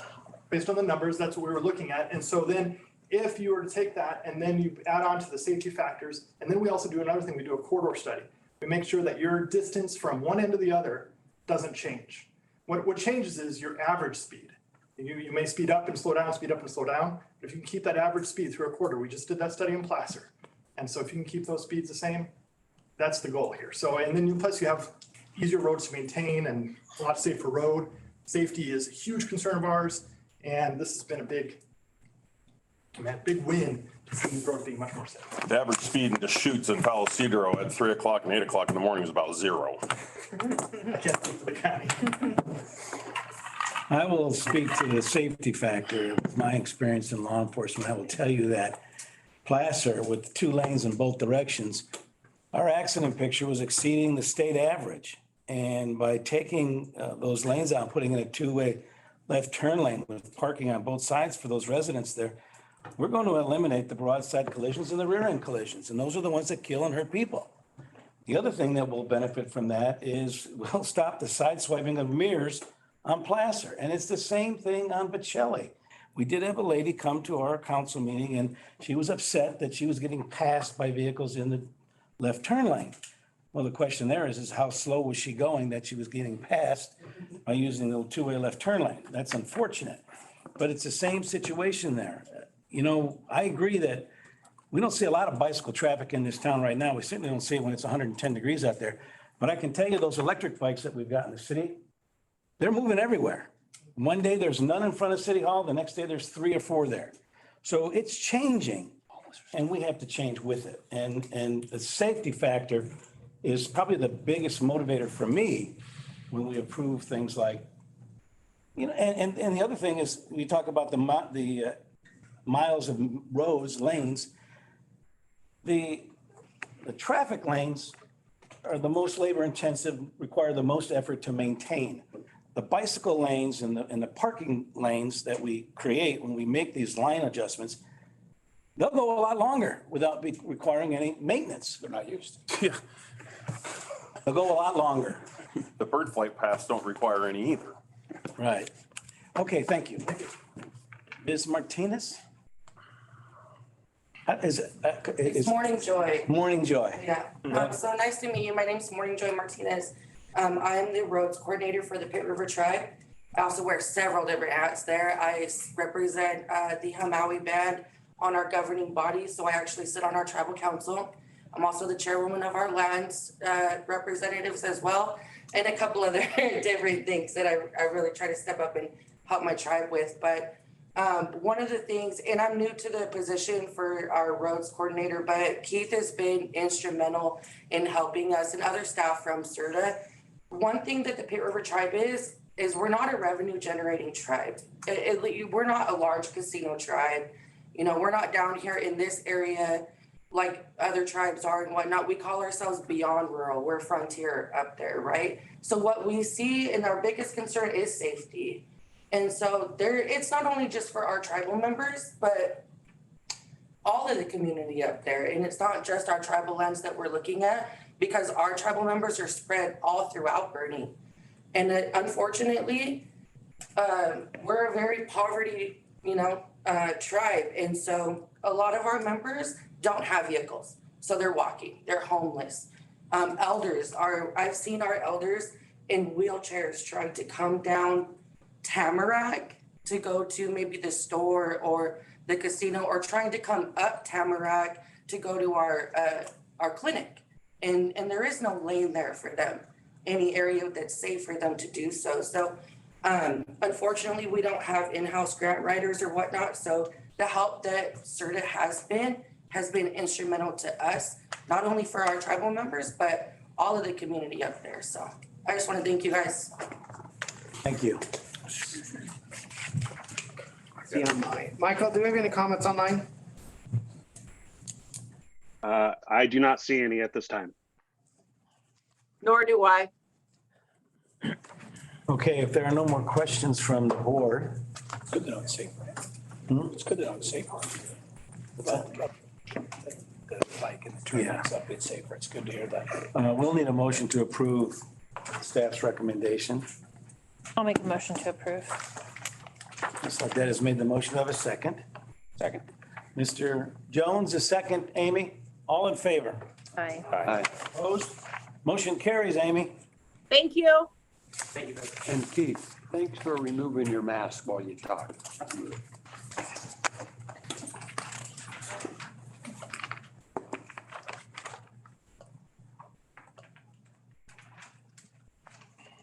Michael, can you set it up so I can present? Sean Teagan. You should be good to go. Just hit share screen.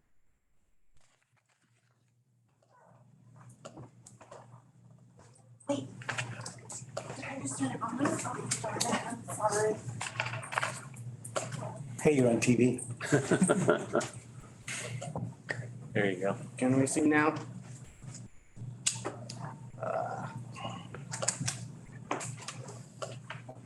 All right.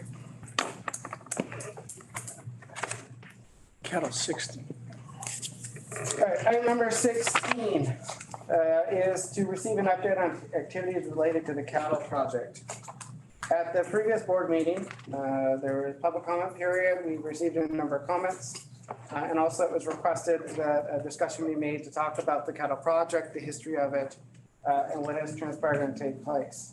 Also to review the information available to talk about the petition, whether or not one existed, as well as also, discussion about whether or not anything had been hidden intentionally that was found. So in going through the project, I'm going to provide a little bit of a history of what I found throughout my investigation and gone through to provide it and hopefully provide some clarity and my opinion and also legal opinion at this point of where we're at. And can we start, Sean, with why was it called a cattle project? Just It was because Cottonwood of the area. creative name, Cottonwood Active Transportation Trunkline Express was too long, so they did it down to cattle project.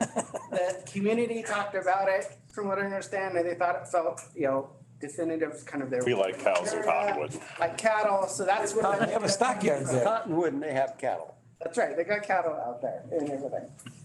So there's a series of things that took place leading up to where we're at. First, in February of 2018, we adopted the Ghost Shasta Active Transportation Plan.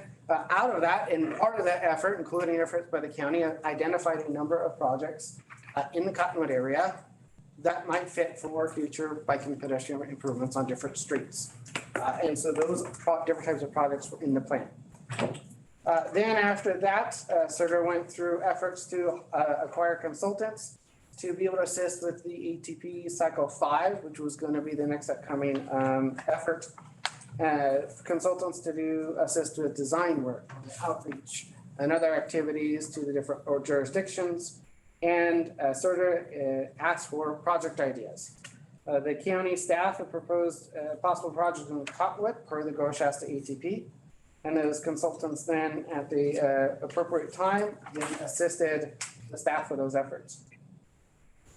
As things took then forward, as staff worked with the consultant, staff being from Shasta County as well as from SRTA, one of the things that came up was a need to meet with Cottonwood School District Superintendent.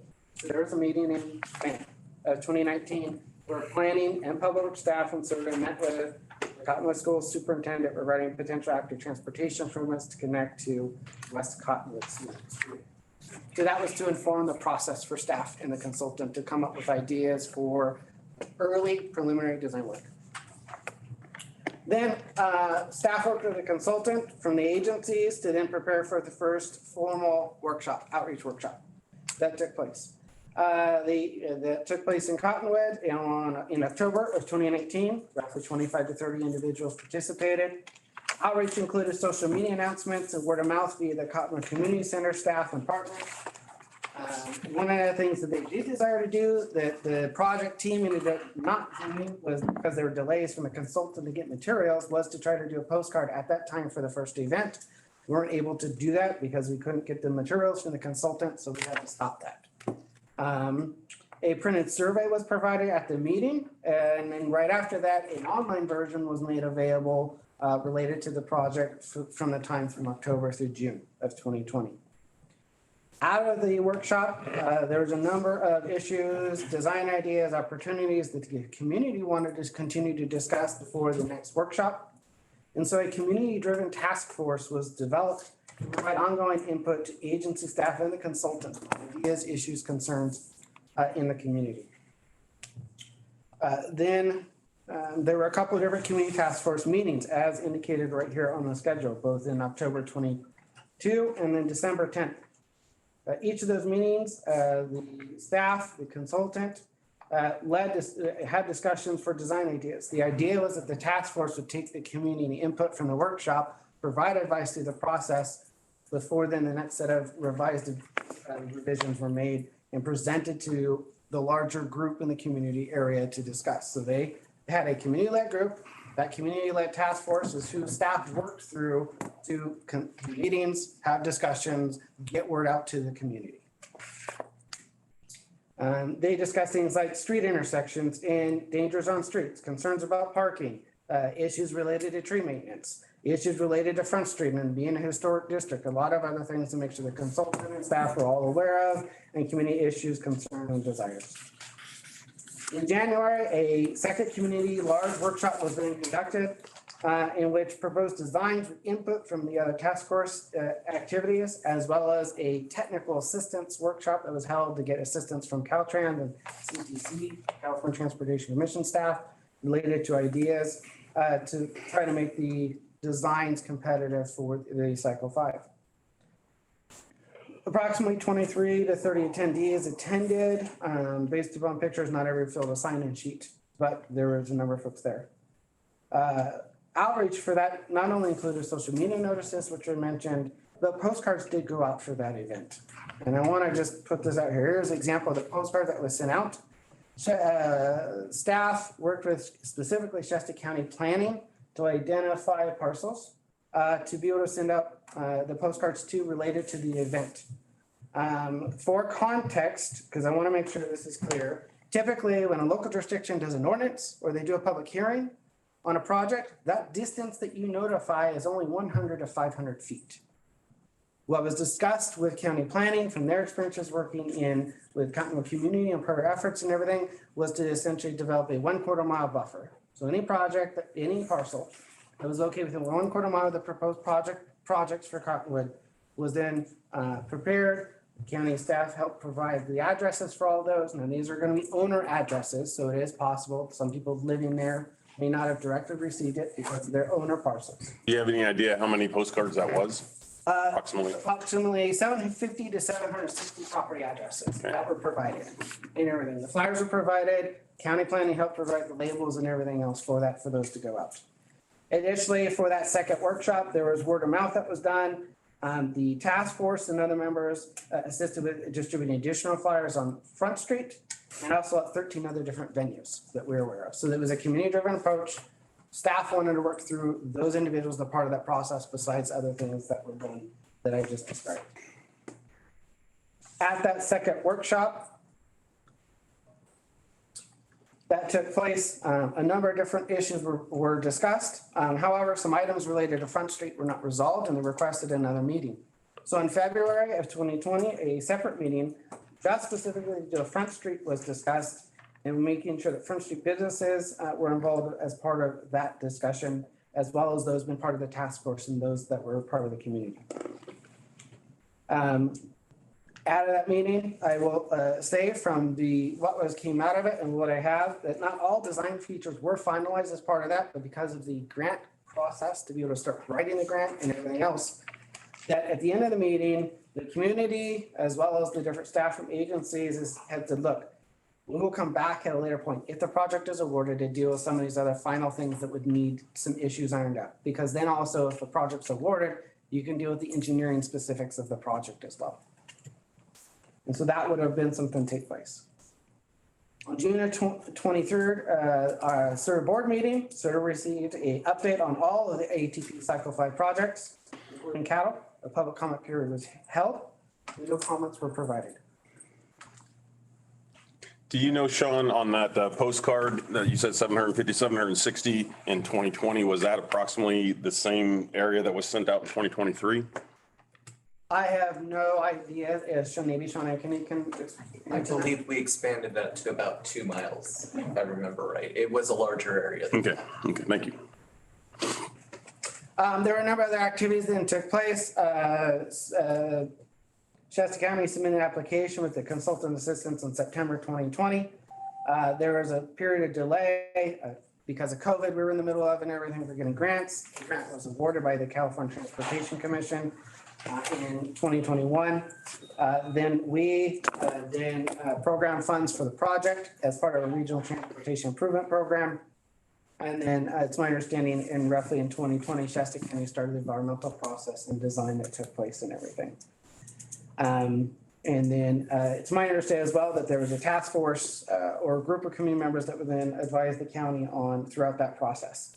That took place. And then in May of this year, there was a big workshop that took place. As I mentioned, the task force had a number of individuals that were involved, that were included, those that were concerned about the project. It's my understanding it represented a diverse group. I can share with that if it's desired who all those were.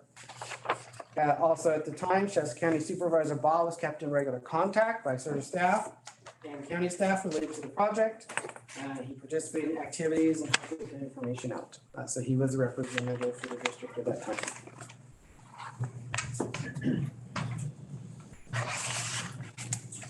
The other question that came up was related to housing. And I know that there's some posting on social media. There are some questions as well, public comment about whether or not the project included housing at all. So I'd like to try to dispel that discussion. So on the active transportation program, every project must address this question number 6. It says specifically to address the potential for this project to support existing and planned housing, especially affordable housing. The items I have here, so yes, the project had to address that. What staff did was said, look, that the project could support future affordable housing development. That includes low and low income housing that was already in Shasta County's housing element and had already been identified. So these are parcels already identified. So yes, the project could support that. But the project application itself did not include funding for housing. Didn't provide anything for any housing to take place. It just would allow for the support of housing. So if a housing project could pencil out, that would be affordable housing. Yes, people need a project walking and biking on the improvements if they took place on that end. That concludes pretty much my presentation there. In terms of petition, records show that there was a point before the second main workshop. There was a resident who contacted SRTA asking questions and did have some concerns and did suggest that he might gather signatures and submit a petition. I know that staff had met with the individual prior to the workshop and they participated in the workshop. However, no petition was ever submitted. SRTA has no record of a petition. I have nothing in our mail, no email communication, no nothing that does a follow-up that says, hey, can you please confirm that any such a petition was submitted? So there was no petition that was submitted for our records that we have at that time. That you're aware of. That we're aware of in 2019, 2020. We have no records that show. And I went through, for context, RIT consultant with SRTA servers, emails from the prior director, all staff, everything. I cannot find any record of a petition at all. There doesn't exist one that we've been provided proof of either that shows within that. There may have been conversations it was discussed, but for some reason, one was never submitted. Was it Dan Woolery that said he was going to collect? 'Cause Dan Woolery. that is who says he turned them in, and he collected those with my neighbor, Tina King, and they submitted them. And Tina asked Keith about that at the meeting at 2023, when finally people were invited, the public was invited, or the public was notified. And I had to put out torches and have them put down their pitchforks, as you well know. So. Yeah, so, like I said, there's nothing. Even if there's conversation, I don't know what all the conversation was. Maybe, it's, nervousness about the fact that there was 3 years ago some conversation about one, not sure, and everything. I've gone through the prior director never received one. I don't have anything. So as far as our records show, no petition was provided Okay. on that item. This is just an information. Yeah, this is an informational item, and I've had several meetings with Sean about this. I think he's exhausted all the resources that he can to look into it, and he's come up with a pretty good conclusion as to what happened. But in light of what you guys did over at the county, this project has been terminated, and Well, so this is the reason I put this on this agenda. So I had been notified along this 4-year path, 5-year path, 4 years, that of one meeting that along the way. And I couldn't make that particular meeting. I was never notified of any other meetings. Many of the town folks were never notified of any other meetings. In other words, and it was a small group of very well-intentioned people that I am friends with all of them that started this project. And it's come back to me since anybody that was in opposition to it was no longer invited to the meetings. So opposition was all pushed away and suppressed and hidden. And there was pages of signatures gathered and turned in, and they got lost.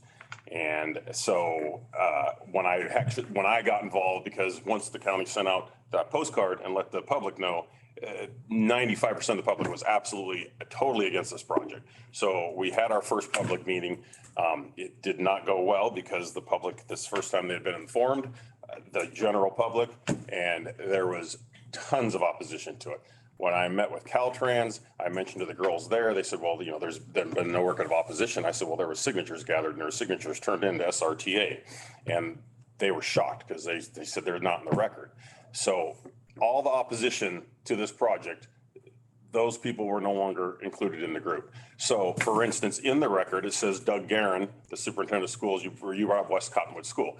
Superintendent of schools, Doug Guerin, was for this project until he wasn't for this project. Well, he's still on the record, he's for the project. Mary O'Keefe at the community center was for this project until she was no longer for the project. She's in the record, and the community center's in the record as being for this project. So once again, as soon as somebody was no longer for the project, their opposition was not noted.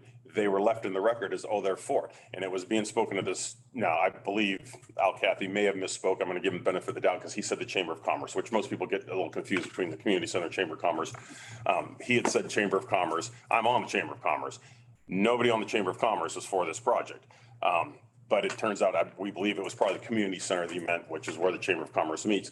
But they're on record as they're for the project. They are not for the project. So there was all this, everybody saying they're for this project, and anybody that was against the project was no longer put in the record and still left in there. So we went through this whole thing for 4 years to get to this point where we get a $14 million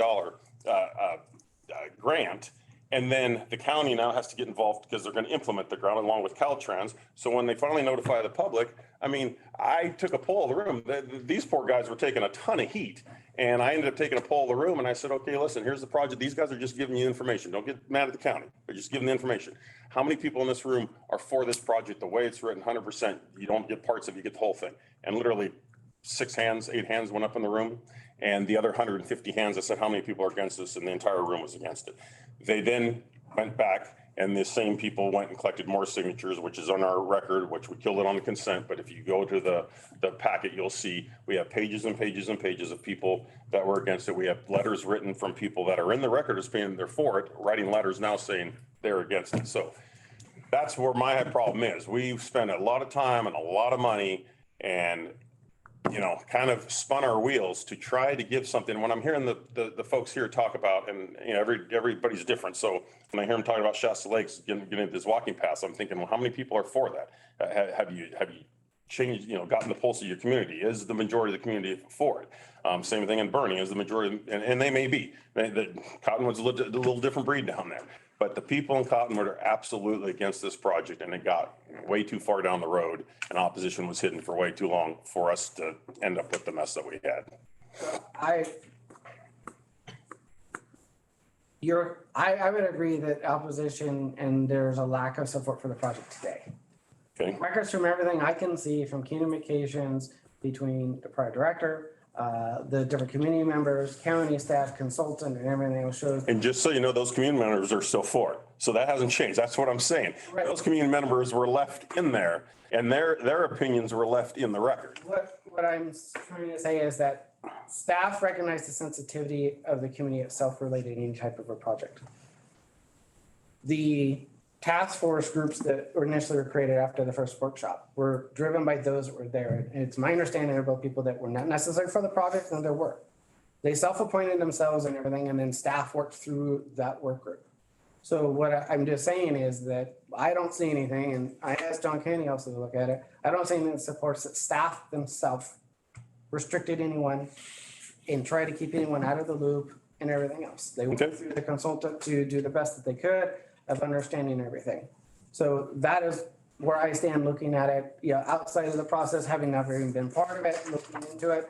I don't see anything that shows any intent. There's no community that says, hey, don't include so-and-so. They were trying to work with different folks. I know the prior director, I think, had a couple conversations and emails back with Dan Woolery with concerns that he had. There was communications between him and County Planning Public Works. So what I'm looking at does not show that, at least on staff's intent, that they were trying to keep people out of the process and not people. I understand they got a lot of time and effort went into it, where it's at now. I also recognize that, opinions in your boards can change as well.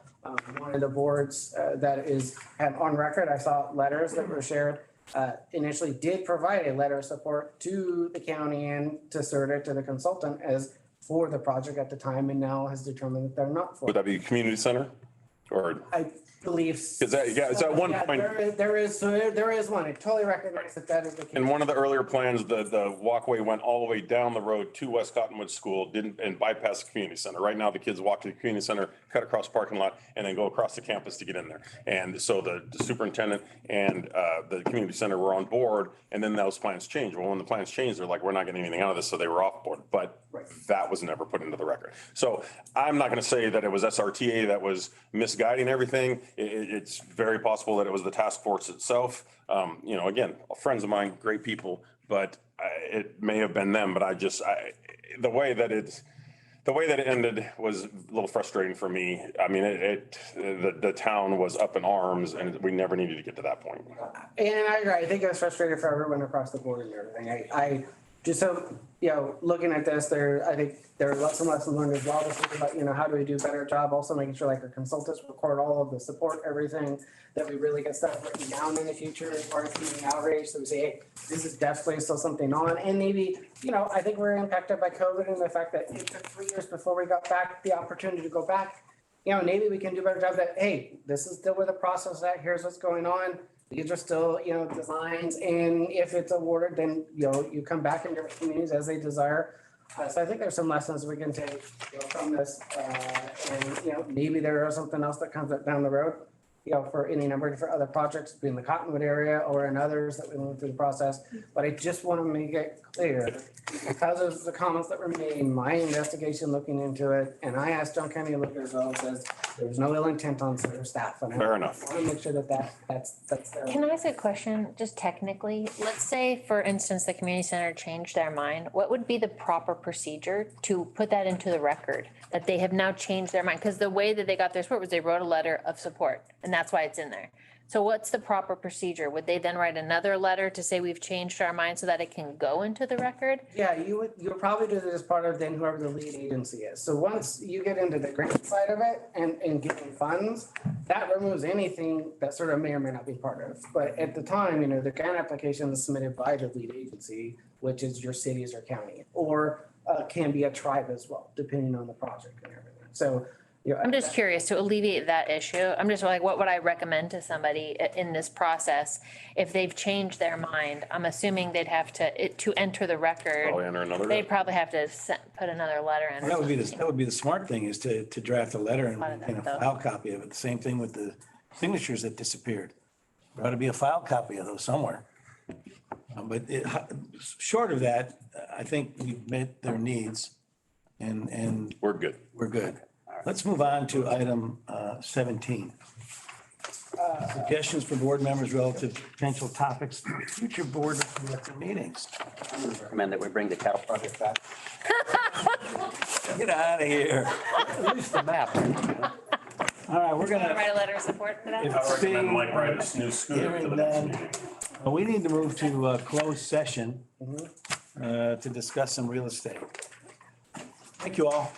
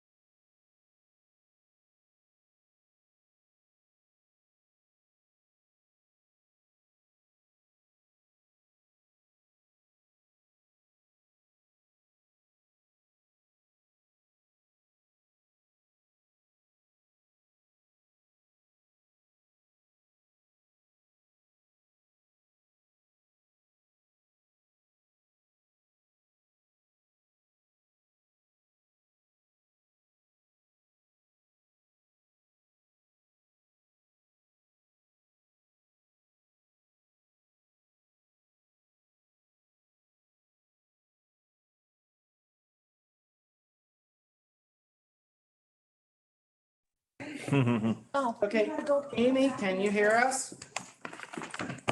Yes, I surely can. You got it. We're Yeah. I- returning from closed session, There's still a few of us here. and I think we have a reportable action we've approved.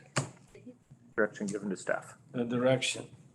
The Jones- Yes, oh, wait, the report of action is that the board has directed staff to execute the agreement. Yeah, Yes. and like we met on that a number of times. And on that note, we're adjourned. Thank you all.